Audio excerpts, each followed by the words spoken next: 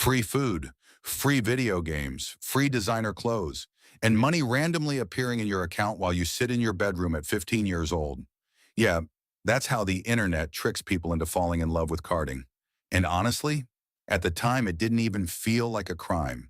It felt like a video game, a dangerous one.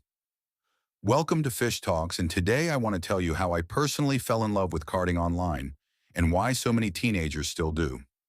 Now, first things first, my journey into carding did not start with me becoming some elite hacker overnight. No, it started exactly how most teenagers start, being broke, no job, no money, no motion, just curiosity and way too much internet access. And if you grew up online, then you already know once YouTube recommends one scam documentary, your entire algorithm suddenly becomes how to commit federal crimes in 4K. So naturally, I started researching carding forums, dump sites, Telegram channels, and immediately realized something. Half these websites were scams. One site looked trustworthy until I realized the owner was probably scamming the scammers, which honestly is kind of poetic.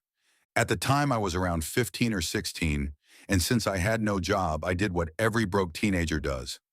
I started selling random stuff in my room, old Xbox games, movies, controllers, probably stuff I wasn't even supposed to sell. I took it all to a store named Disc Replay. Now, one thing about Disc Replay, they'll actually give you more than GameStop. GameStop will look at your entire childhood collection and offer you enough money for a small fry and half a napkin. So after selling everything, I made around $60, and in my head, I was already rich. Now, because I was underage, buying crypto felt like a side quest. I either needed a verified cash app account with Bitcoin enabled, or I had to use one of those tiny Bitcoin ATMs hidden inside random gas stations. And those ATMs always look suspicious. So I load the money, and of course the ATM fees destroy me. I put in $60 and somehow only 40 survived. I'm pretty sure those machines charge breathing fees. So I finally buy my first cards. The site was called Donald.cc at the time.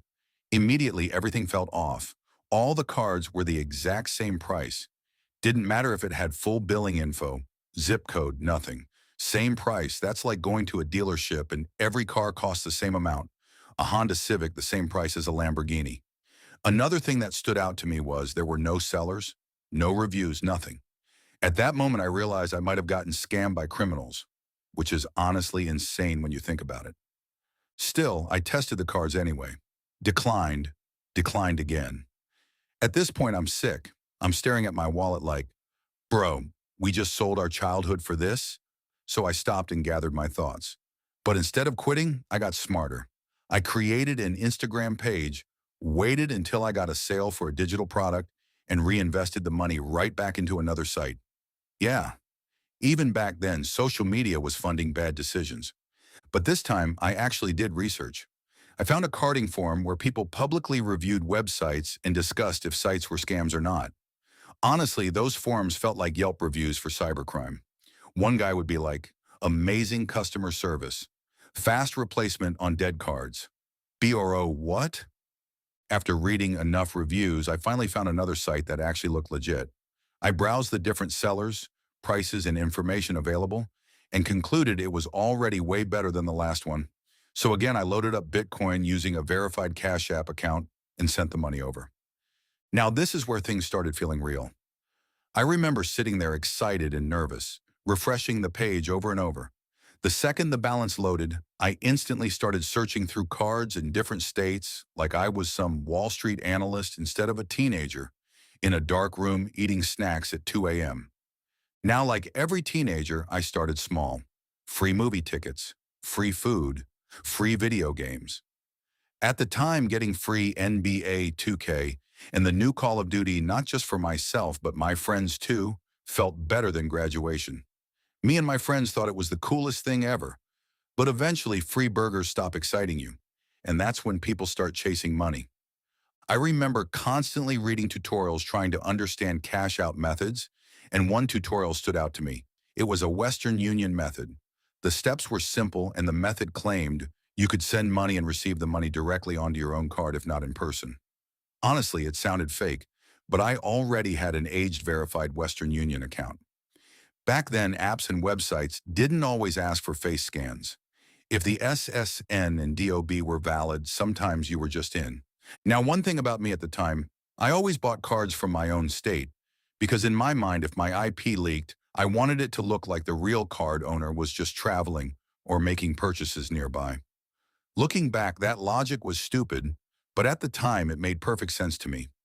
So I connected to my proxy, logged into my aged account, and started typing everything manually instead of copying and pasting, because I had read somewhere that pasting information too quickly could trigger fraud detection.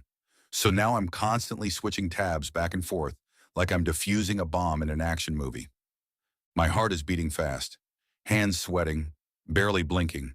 And for the transaction amount, I chose $300. Now, to me at 15 years old, $300 felt like Wall Street money. So I'm staring at the send button, just frozen, because at that moment, everything suddenly felt real. The risk, the possibility of getting caught, all of it. Finally, I clicked send and immediately walked away from my laptop. Not because that helps anything, but somehow walking away makes bad decisions feel less stressful. This was around 3 p.m., and in my head I was already expecting either an OTP code or a decline message. I walk back to my laptop already debating what I'm going to try next, and then I see it. A confirmation message.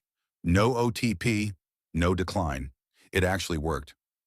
At first I didn't believe it, so I checked my phone. I got the confirmation email, but the money still wasn't in my account yet. So I'm refreshing the app over and over, just staring at zeros. Finally, a few minutes later, the money appears. And that is how people get addicted. Because after that moment, nothing else felt the same. Waiting 2 weeks for a paycheck suddenly sounded insane. Working a normal job sounded slow. And that's the dangerous part about fast illegal money. It rewires your brain. So of course, I loaded more Bitcoin and sent more money back to the site, because in my head, I had finally figured it out. This is how I fell in love with carding. And at the time, I genuinely convinced myself it was a victimless crime. I saw banks refund people instantly. I saw credit unions replace thousands overnight. So in my mind, nobody was really suffering. But reality doesn't work like that. Sometimes people miss rent because accounts get frozen. Sometimes families lose access to their money temporarily. Sometimes innocent people spend weeks fighting fraud claims. The harsh reality is the free items aren't always free. The truth is most teenagers don't fall in love with carding because they're evil. A lot of them are broke, curious, influenced online, and chasing a lifestyle the internet keeps glamorizing. But fast money always comes with slow consequences. This is Fish Talks, and if you enjoyed this video, make sure you subscribe. And remember, you don't need scams to make money online. Check out our guide build automated social media pages that pay daily in the description. Stay safe, stay smart, and I'll see you in the next one.